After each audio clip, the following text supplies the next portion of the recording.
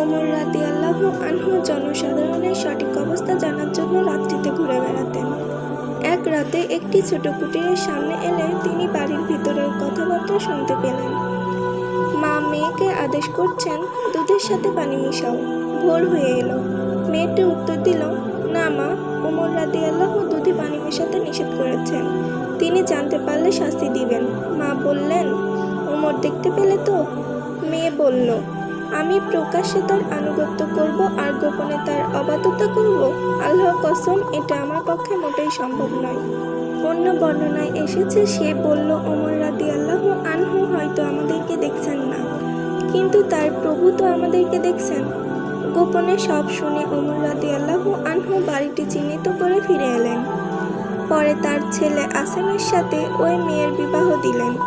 তার গর্ভে দুটি কন্যা সন্তান জন্মগ্রহণ করল,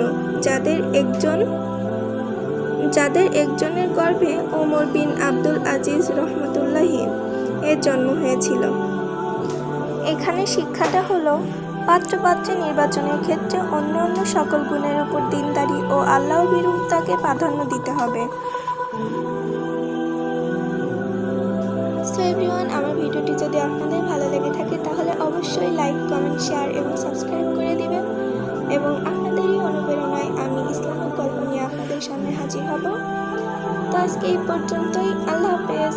আসসালামু আলাইকুম।